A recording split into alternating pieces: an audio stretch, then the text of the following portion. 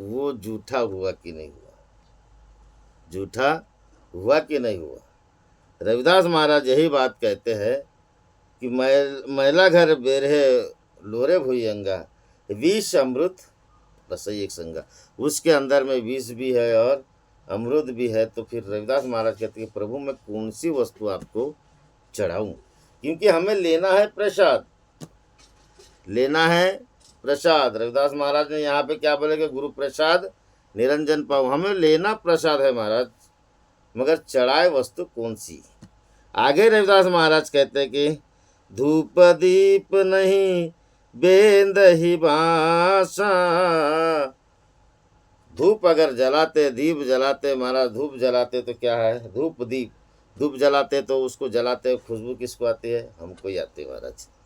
पहले खुशबू हमको आती है, हम जलाते अगरबत्ती जलाए, धूप जलाते उसकी खुशबू हमको आते है, और हम जलाते भी सेंट वाली है महाराज, ताकि हमको खुशबू आए। भगवान को इसकी आवश्यकता नहीं है। धूप दीप भगवान के आगे दीपक जलाते महाराज, जबकि परमात्मा कोटि न भानु जाकी सुबारो में, कहाँ लंग आरती अग्नि रूह में। सतगुरु रविदास महाराज कहते हैं कि जिसके रोम रोम में सूर्य कोटि का प्रकाश है महाराज, उसके आगे एक ठो दीपक जलाने से क्या फायदा, क्या फायदा, क्या उसमें जगमगाहट नहीं है, उसमें जगमगाहट है महाराज। तो रविदास महाराज कहते हैं अगर मगर अगरबत्ती जलाऊं महाराज तो मुझे ही खुशबू आई, दीपक जलाओ, अब सूर्य को अगर दीपक से रोशनी दे दो तो क्या लाभ मिलेगा महाराज। धूप भी जलाए दीपक भी जलाए उससे क्या फायदा। धूप दीप नहीं बेंद ही बासा, और भी कोई सामग्री है अगर उसको हम जला के उसको आगे रखे महाराज, भानुभान जो भी आता है, धूप दीप बेंद ही बासा, तो खुशबू हमें ही आती है, हमें ही आते महाराज। हमने दीपक जलाया, हम ही नहीं हारते उसको, हम ही देखते, हमें ही प्रकाश मिलता है, उसको तो उसका असर ही नहीं पड़ता। कोटि सूर्य का प्रकाश उनके रोम रोम में है परमात्मा के। अब रविदास महाराज आगे कहते हैं कि कैसे पूजा करूँ तोरी दासा प्रभु, अब मैं पूजा करूँ तो कैसे करूँ। जिन सामग्री के माध्यम से मैं आपको रिझाने की कोशिश किया उनसे नहीं रिझ पाया, अब मैं पूजा कैसी करूँ। आगे रविदास महाराज कहते हैं तन मन अर्पण पूज चराऊं प्रभु, मैं अगर तन मन अर्पण पूजू चराऊं। रविदास महाराज कहते हैं कि अगर तुझे चढ़ाना है, अर्पण करना, तो जरा अपने एक तन जो तुझे मिला है, मिला है महाराज, बड़ा मुश्किल से ये तन मानव तन प्राप्त हुआ है, नरतन। कौन सा नरतन प्राप्त हुआ है, उसमें एक मन है, उस मन को मुझे समर्पण करो।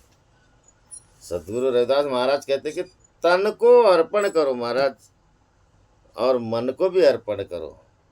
अब सगुन भक्ति वाले तो कहते हैं ये पाखंड पूजा नहीं है, बढ़िया है महाराज। निर्गुण वाले कहते हैं कि मूर्ति पूजा पाखंड पूजा है। सदगुरु और सगुन भक्ति वाले कहते हैं कि भाई जिसके आगे तूने प्रकाश ही नहीं किया, मतलब दीपक ही नहीं जलाया, तो मतलब तेरे अंदर दीपक ही नहीं जला। सगुण भक्ति वाला कहता है तू किसी के आगे दीपक जलाएगा तो तेरे अंदर में प्रकाश होगा। निर्गुण भक्ति वाले कोई दीपक भी नहीं जलाते महाराज, बड़ी गजब की बात है, वो भी नहीं जलाते। अब देखिए ना, सगुन वाला निर्गुण वाले को नाम पकड़ता है, निर्गुण वाला सगुन वाले को भेद करते महाराज, भेद करते। मगर रविदास महाराज बोले कि सगुन निर्गुण अगुण सगुण समकर ध्यायो, समकर मान्यो। निर्गुण और सगुण भक्ति दोनों एक प्रकार की भक्ति है महाराज, एक प्रकार की है, कोई विचारधारा उनके अलग नहीं। कबीरदास जी के विचारधारा और रविदास महाराज की विचारधारा अलग थी क्या महाराज। नामदेव महाराज सगुण भक्ति मूर्ति उपासक थे, जब अज्ञान व जब उनके साथ परमात्मा शिवबा खेचर के पास में गए और उन्हें आत्मा स्वरूप की परख हुई महाराज, तब से वो क्या किए, मूर्ति पूजा के खिलाफ वो भी हो गए। कहने का तात्पर्य देखिए यहाँ पे रविदास महाराज अब क्या कहते हैं कि तन को चढ़ाइए और मन को चढ़ाइए, दोनों एक दूसरे को नाम पकड़ते महाराज। मगर जिसने तन और मन को चढ़ा दिया फिर उसकी कोई इच्छा नहीं होती। तन मन अर्पण पूजा चराऊं, तन और मन को समर्पण कर दो सदगुरु के आगे, मगर किसके आगे, ये भी बात है महाराज। भगवान आपका तन मन लेके क्या करेंगे, फिर भगवान को आप तन भी दे दोगे क्या करेगा? ऐसे बड़े बड़े लोग हुए मर, मीराबाई ने तन दे दी थी भगवान श्री कृष्ण को, क्या हुआ? फिर भी उदास थी मीराबाई, फिर भी उदास थी महाराज। इसलिए उदास थी कि परमात्मा भाव से, सदगुरु की प्रसाद है महाराज। सदगुरु दान में देते परमात्मा को, वो दान की वस्तु है और उसी को प्रसाद बोला गया। रविदास महाराज ने उसी को प्रसाद बोले। मीराबाई को भगवान श्री कृष्ण चलते थे, उठते थे, बैठते थे महाराज, भजन गाती थी, भजन में रिस जाती थी, मगर फिर भी हृदय में उदासी थी।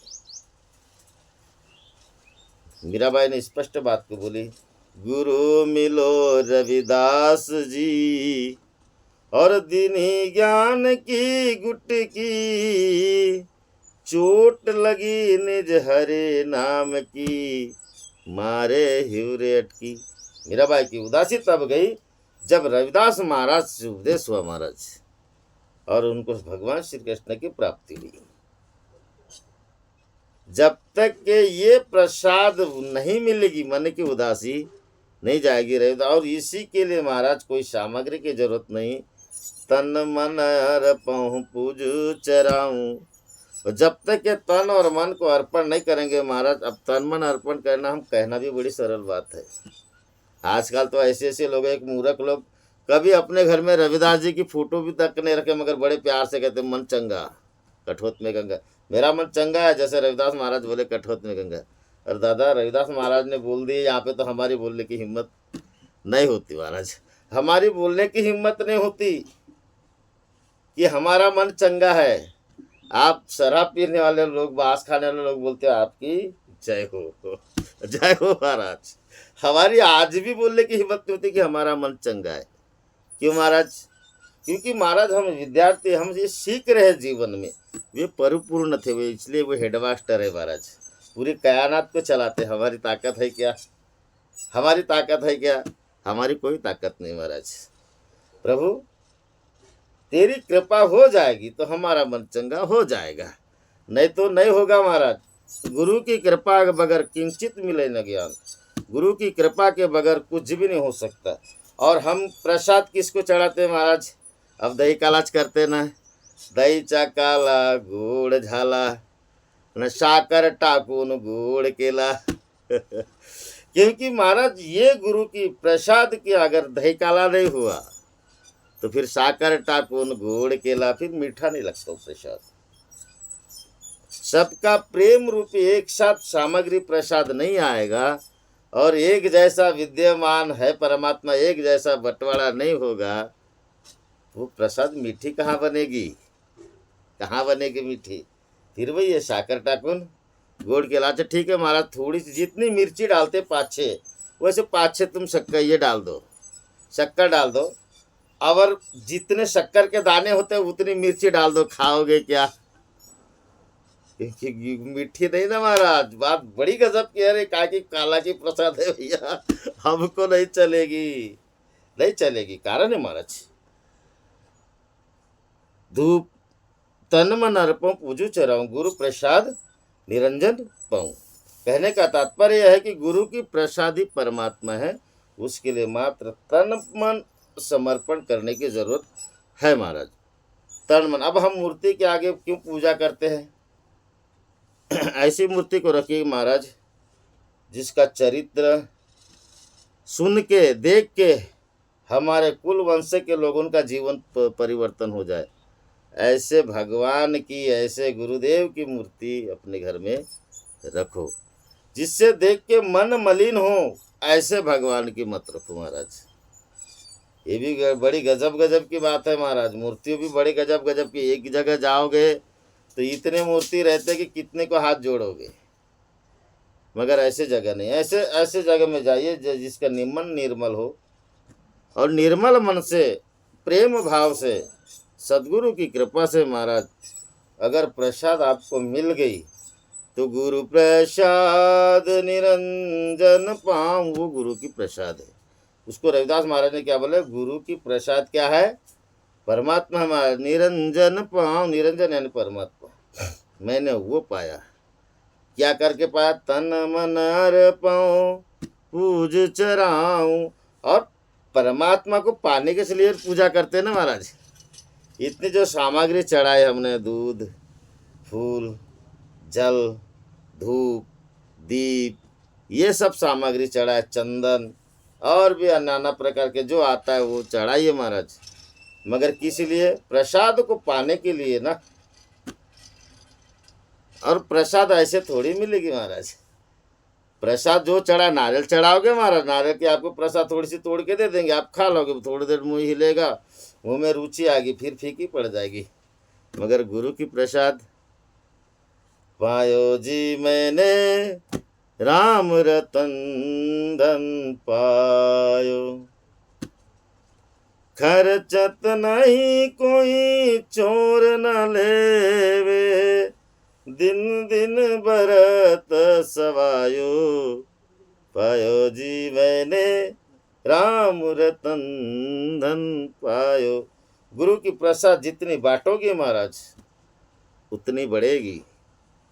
जितनी बांटो आप, मन चाहे बांट दो आप, उतनी बढ़ेगी। घटने वाली है क्या?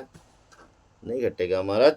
आप पाठशाला में जोड़ते हो, आपको जो अनुभव मिलेगा वो आपका घटने वाला अनुभव नहीं है।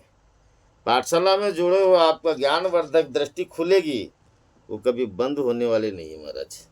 हाँ, ऊपर से काई हटाना पड़ेगा, पर्दा हटाना पड़ेगा, माया का पर्दा लगा। इसीलिए रविदास महाराज बोले माई गोविंद, माया का पति, यानी उस माया का पर्दा हटाना पड़ेगा और एकमात्र गोविंद को पाना पड़ेगा। रविदास महाराज पूरा सार इसी में डाल दे महाराज, इसी में डाल दे। उस पर्दे को हटाने के लिए महाराज गुरु की संगत चाहिए, गुरु की संगत चाहिए, तब ऐसी प्रसाद मिलेगी। पूजाय रचा आई न तोरी। अब महाराज बात तो बराबर है, रविदास महाराज कभी चूकते नहीं है।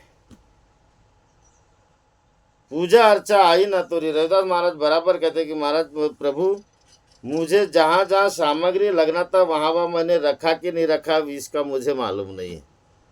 फिर मुझे कैसे मालूम पड़ा महाराज की पूजा मैंने सही किया, प्रसाद मिल गई, धन्य हो गए। अब वो पूजा अर्चना मैंने बराबर किया क्या नहीं किया वो जान तू। अगर आपको जो जानना है, जो जानो सो करना है, अब करो। क्यों? कह रविदास कवन गति मोरी। जिसने पा लिया महाराज वो धन्य हो गया, आनंद हो गया। अब उसकी कौन सी गति महाराज, वो तो अविगत नाथ का हो गया, उसकी गति कौन बिगाड़ सकता है। मगर हम रोज रोज इस मंदिर, मस्जिद, देवालय में, शिवालय में जाते हैं महाराज, तो हमारी गति बिगड़ती कि नहीं बिगड़ती? धन भी जाता है, तन भी जाता है, मन भी खट्टा होता है और फिर भी चेहरे में उदासी होती है। तो रविदास महाराज कहते हैं पूजा अर्चना आई न तोरी। प्रभु मुझे तेरी न पूजा आती है न अर्चना आती है, जैसे भी आती है अगर मैंने किया है तो वो तू जान। अगर किया है तो तू जान। क्यों जान? गुरु प्रसाद निरंजन पाऊँ, मुझे मेरी प्रसाद मिल गई। अब मुझे मेरी प्रसाद मिली, अब मैं पूजा करूँ ना करूँ एक जैसे, एक जैसे महाराज, एक जैसे।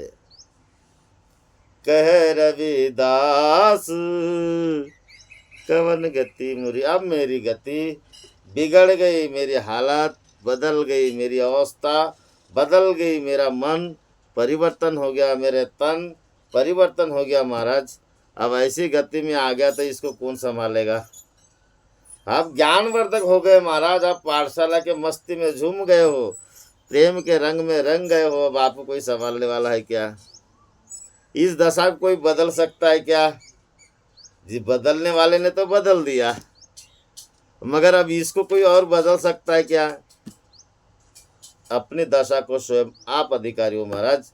अगर आपने रविदास पंथ छोड़ दिए या पाठशाला से हट गए तो आप बिगड़ोगे, उसका परिणाम सिर्फ आपके ऊपर में है और दूसरा कोई नहीं। इसलिए रविदास महाराज कहते हैं कि कह रविदास कवन गति मोरी। प्रभु अब मेरी गति, मेरी दशा, मेरी हालत, मैं अज्ञान था ज्ञानवान हो गया, गुणवान हो गया, बलहीन था बलवान हो गया और आपकी कृपा से मैं धन्य हो गया। बस इतनी पूजा मुझे करने आई कि मैं धन्य हो गया और आपने जो मुझे प्रसाद दिए उस प्रसाद से मेरा जीवन धन्य हो गया महाराज। लोचन भरी भरी बियम निहारो, कल वही भजनता करके इसको सार को लेना पड़ा। लोचन भरी भरी बियम निहारो, ज्योति विचारी हो और न विचारो। कहने का तात्पर्य उस बियम परमात्मा को निहारने के लिए ही गुरु की प्रसाद की जरूरत है महाराज। और जिसको गुरु की प्रसाद मिली उसकी गति दिशा, जब तक के दिशा नहीं मिलेगी महाराज दशा नहीं सुधरेगी। एक बात को याद रख लेना, आप चाहे गाढ़ बांध लो, जब तक के हमें आवाश्रम की दिशा नहीं मिलेगी या गुरु चरण की दिशा नहीं मिलेगी, हमारी दशा सुधरने वाली नहीं है महाराज। क्योंकि ऐसी प्रसाद जो है मात्र साधु संतों के पास ही मिलेगी और किसी के पास नहीं। उनके चरण में जाइए। बड़े बड़े तीर्थ स्थान गए महाराज, वहाँ पे क्या मिलेगा? तीर्थ गए एक फल, संत मिले फल चार, सदगुरु मिले फल अनंत, कहत कबीर विचार। सदगुरु मिल जाए तो अनंत फल यानी अनंत परमात्मा जो फल स्वरूप है महाराज वो मिल जाएगा। तीर्थ में जाओगे एक फल मिलेगा कि आप मात्र तीर्थ गए। संत मिले फल चार, सदगुरु मिल जाएगा या गुरु मिले अपना संत मिल जाएंगे महाराज तो चार फल मिल जाएंगे आपको। चार फल यानी धर्म अर्थ काम और मोक्ष। संतों की संगत से मिलेंगे महाराज, मगर सदगुरु के संगत से गुरु के संगत से आपको ये प्रसाद मिलेगी। तन मन अर्पो गुरु पूज चराऊं, गुरु प्रसाद निरंजन पाऊं। ये संतों के शरण में मिलेगी, सदगुरु के शरण में मिलेगी महाराज। क्योंकि सदगुरु ही एक ऐसे है जो संतों का ज्ञान देने। सदगुरु जाने संत देवादेव, सदगुरु ही जानते हैं कि संतों का ज्ञान देने वाले परमात्मा सदगुरु ही है महाराज। इसलिए ऐसे सदगुरु के शरण में जाओ, गुरु के शरण में जाओ और अपनी प्रसाद हासिल करो महाराज। और अपनी प्रसाद हासिल करके आनंदमय जीवन जियो। फिर चाहे मिर्ची कम हो या शक्कर कम हो महाराज, उससे कोई फर्क नहीं पड़ेगा। चाहे फिर शक्कर एक मुट्ठा हो और मिर्ची 1 किलो हो तो कोई फर्क नहीं पड़ेगा। और ऐसी प्रसाद नहीं मिली महाराज तो 1 किलो शक्कर में 10 मिर्ची डाल दो तो भी आंखों से आंसू निकलेगा महाराज, आंखों से आंसू निकलेगा। थोड़ी सी खा गए, रे नहीं बाबा साकर टाकून गोड़ केला, साकर टाकून गोड़ केला। फिर अगर ऐसी प्रसाद अगर हो गई तो बच्चे लोग भी पूजा में बैठना बंद कर देंगे महाराज। वो भी बेकार है। इनकी प्रसाद में अब पहले मीठी आती थी, अब खट्टी आ रही, तेजपन आ गया। तो कहने का तात्पर्य गुरु की प्रसाद को लो महाराज, प्रेम से उसको बांटो, प्रेम से अपना जीवन आनंद करो, धन्य करो अपने जीवन को। और सदगुरु की सेवा में लगाइए, माता पिता की सेवाएं लगाइए, बच्चों की बढ़िया सुंदर परवरिश कीजिए। जैसे भी स्थिति में बच्चों को पढ़ा लिखा कर महान कीजिए, कारण कि ज्ञान का द्वार आपका खुल जाएगा महाराज। आप ही खुद अपने इसका निर्णय करने वाले स्वयं मालिक हो। अपने विचारों के अपने विवेक से जो आप निर्णय करोगे वो सही होगा। कारण कि स्थिति परिस्थिति आप हमारी सबकी स्थिति परिस्थिति महाराज अपने साथ जुड़ी हुई है। उसका हल निवारण कोई दूसरा नहीं करेगा, करेगा उसके मालिक स्वयं आप हो। तो उस ज्ञान वर्धक दृष्टि में आकर के महाराज अपनी दशा दिशा अवगुण थे गुणी बने इससे बदलो महाराज और जगत में एक कीर्ति बढ़ाइए। बोलिए जगत गुरु सदगुरु रविदास महाराज की जय, सच्चिदानंद सदगुरुदेव भगवान की जय। बोलिए प्रभु जय बाबा झाड़ूदास की जय। बोलो आवा आश्रम सतनाम सोम ज्योति प्रकाश की जय। बोले सभी भक्त गणों की जय। जय गुरुदेव महाराज, धन गुरुदेव।